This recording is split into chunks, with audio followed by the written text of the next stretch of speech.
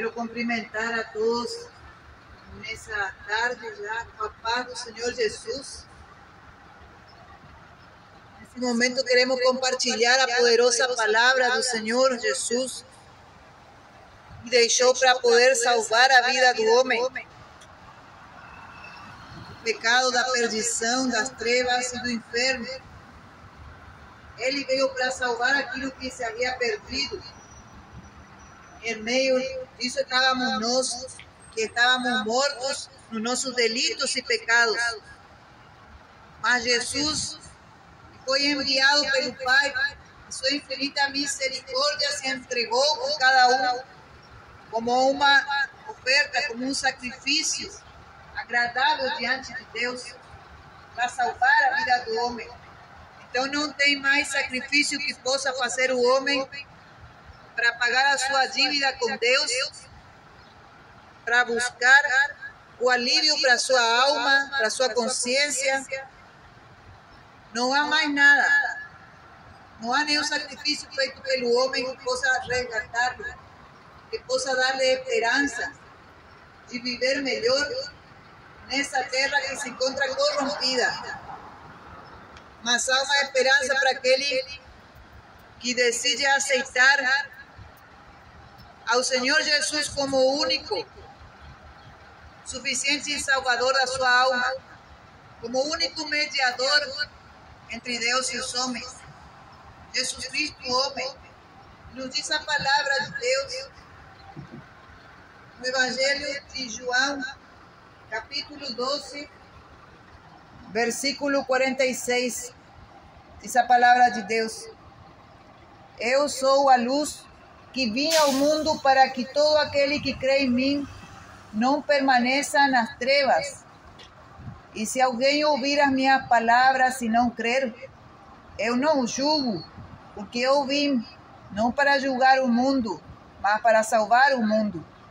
Quem me rejeitar a mim e não receber as minhas palavras, já tem quem o julgue. A palavra que tenho pregado, essa o há de julgar no último dia, porque eu não tenho falado de mim mesmo, mas o Pai que me enviou, ele me deu mandamentos sobre o que hei de dizer e sobre o que hei de falar. E sei que o seu mandamento é a vida eterna. Portanto, o que eu falo como o Pai me tem dito. Glória a Deus. Aleluia. Sabemos que o Senhor Jesus veio a esse mundo como propiciação por cada um de nossos pecados, para poder fazer-nos limpos de nossos pecados. O sangue precioso de Cristo Jesus pagou a nossa dívida que tínhamos com o Pai eterno. E Ele nos diz na sua palavra que Ele não veio a julgar, mas veio a salvar o mundo. Ele nos diz que veio como luz para que não permaneçamos nas trevas. Essas trevas que hoje em dia abundam no mundo inteiro, onde o príncipe deste século tem enganado a muitos e tem cegado o entendimento de muitos para que não lhe resplandeça a luz do Evangelho. Tem lhe cegado o entendimento, cegado os olhos, para que não possam ver a luz da palavra do Senhor. Mas o Senhor deixou a palavra dele, a qual foi entregue pelo Pai, para poder salvar a vida do homem. E Ele nos diz na sua palavra, e esta é a promessa que Ele nos fez, a vida eterna. Diz a palavra do Senhor em 1 João capítulo 2, verso 25. Esta é a promessa que Ele nos fez, a vida eterna. E é nessa promessa que nós nos encontramos firmados. É nessa promessa que nós estamos confiantes. É por isso que é anunciado o Evangelho de Jesus Cristo até o dia em qual o Senhor irá dar fim ao tempo da graça, o qual se está manifestando a todos, para que tenham acesso a essa vida eterna, a essa salvação, a essa promessa que ele nos fez. Porque Deus não é filho do homem para que minta, não mente. Não é filho do homem para que se arrependa. Ele não mente. Nele podemos ter essa confiança de que tudo aquilo que ele colocou aqui escrito na sua palavra é para se cumprir na vida do homem.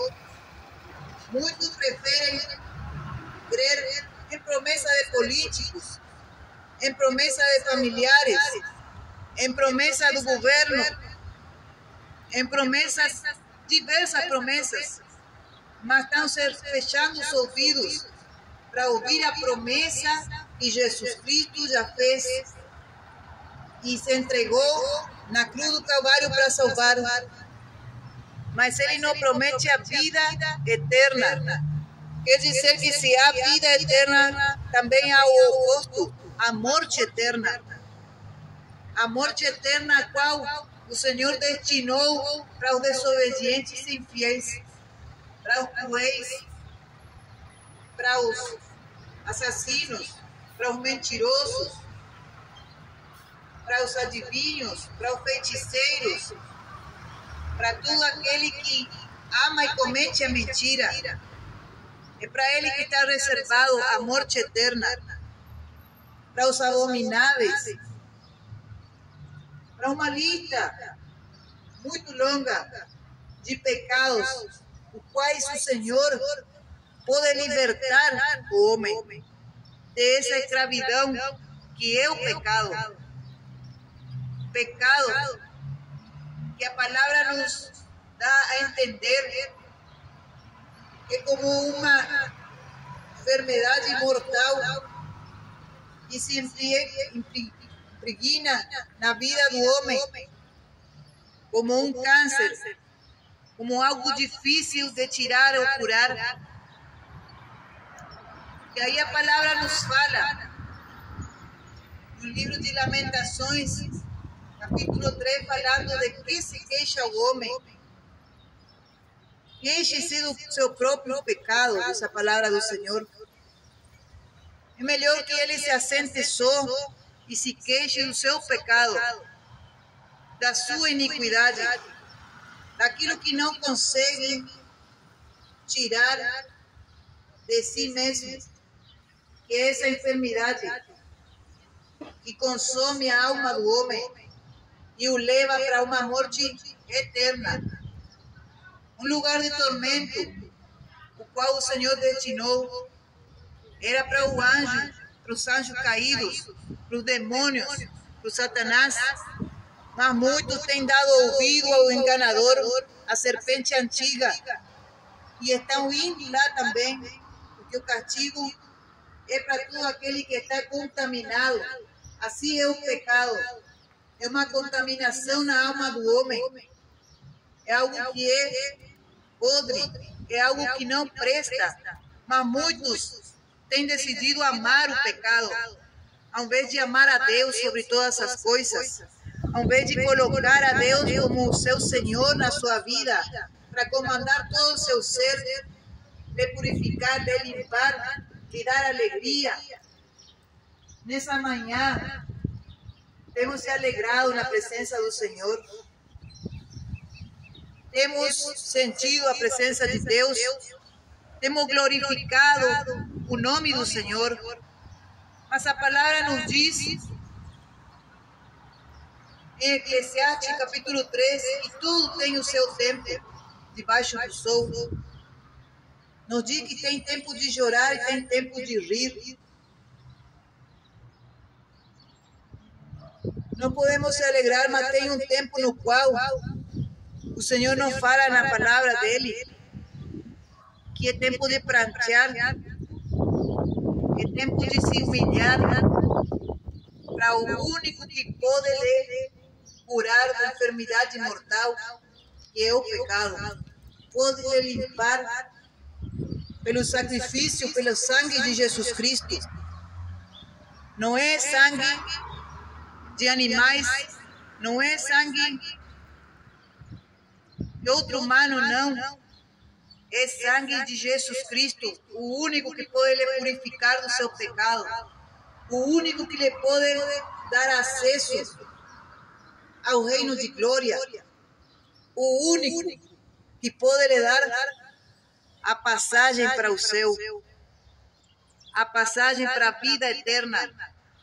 Essa vida eterna é conquistada por nosso Senhor Jesus Cristo, mas se leva adiante na vida do homem que decide obedecer a Deus, afastar-se do seu pecado, converter-se dos seus maus caminhos, seguir o mandamento do Senhor Jesus Cristo.